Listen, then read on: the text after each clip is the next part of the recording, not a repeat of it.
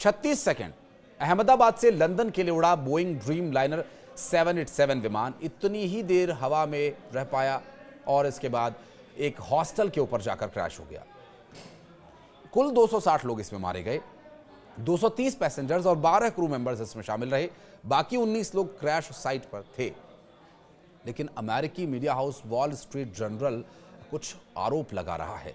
17 जुलाई को publish report में आशंका यह जताई गई कि विमान के पायलट कैप्टन सुमित सबरवाल ने दोनों इंजन्स में फ्यूल की सप्लाई को रोक दिया था और फ्लाई इससे प्रभावित हो गई। अब सवाल यह है कि क्या वाकई ऐसा हुआ या टेक्निकल गड़बड़ी की वजह से पायलट की गलती बता करके पल्ला झाड़ने की कोशिश हो रही है, क्योंकि इसके पीछे करोड़ों अरबों करोड़ों रुपए की एक बड़ी कंपनी है, विशालकाय कंपनी, बहुत भारी भरकम ये कंपनी है जो प्लेन्स बना रही है। दरअसल अमेरिकी एविएशन एक्सपर्ट मैरी शियावो की बोइंग ड्रीम लाइनर में तकनीकी फॉल्ट की आशंका वाली थ्योरी भी पड़ताल की जा रही है और एक्सपर्ट्स का ये मानना है कि आखिर के जो 4 से 5 सेकंड्स थे उसके बीच कॉकपिट वॉइस रिकॉर्डर की ट्रांसक्रिप्ट पर फोकस किया जाए जो हादसे की असल वजह बता पाएगी।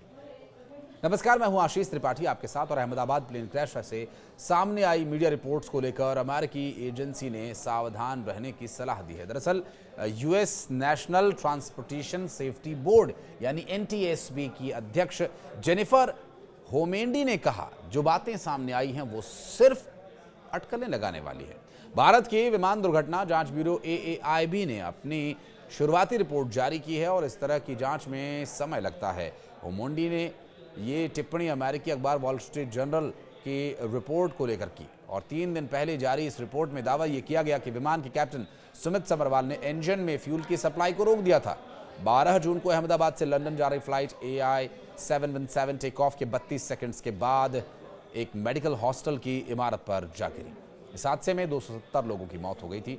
वॉइस रिकॉर्डिंग से पता चला कि बोइंग विमान उड़ा रहे को पायलट ने सुमित सबरवाल से पूछा कि आपने फ्यूल स्विच को कट ऑफ पोजीशन में क्यों कर दिया, और ये सवाल करते समय को पायलट हैरान थे। उनकी आवाज में हैरानी महसूस हो रही है और काफी घबराए हुए महसूस किए गए, जबकि कैप्टन सुमित बहुत शांत लगे। भारतीय पायलट महासंघ यानी FIP के अध्यक्ष कैप्टन CS रंधावा ने NTSB के इस बयान का स्वागत किया और कहा कि इससे पश्चिमी मीडिया को चेतावनी मिलेगी जो बिना पुख्ता आधार के कहानियां छाप रहा है। ये कोई मनोहर कहानियों की किताब नहीं है। हमारी अपनी जांच प्रक्रिया है, हमें अपने अंतिम रिपोर्ट का इंतजार करना चाहिए। रंधावा ने कहा कि FIP ने फ्लाइट AI 171 की दुर्घटना पर पब्लिश रिपोर्ट्स को लेकर अमेरिका की 2 प्रमुख मीडिया संस्थाओं वॉल स्ट्रीट जर्नल और रॉयटर्स को कानूनी नोटिस भेजा है। संघ का यह आरोप भी है कि ये दोनों मीडिया संस्थान बिना पुष्टि के भ्रामक और गलत सूचनाएं जारी कर रहे हैं, जिससे मृत पायलटों की प्रतिष्ठा को नुकसान पहुंच सकता है। रंधावा ने कहा कि कानूनी प्रक्रिया औपचारिक रूप से शुरू कर दी गई है। उन्होंने ये बताया कि WSJ और रॉयटर्स को भेजे गए ईमेल में साफ कहा गया है कि उनकी रिपोर्टिंग न सिर्फ तथ्यहीन थी बल्कि इससे भारत की विमानन सुरक्षा को लेकर अंतर्राष्ट्रीय स्तर पर गलत धारणा भी बनी है। FIP ने विशेष रूप से रॉयटर्स को यह अपेक्षा जताई कि वो 17 जुलाई को प्रकाशित अपनी रिपोर्ट की समीक्षा करे और उसे संशोधित करे।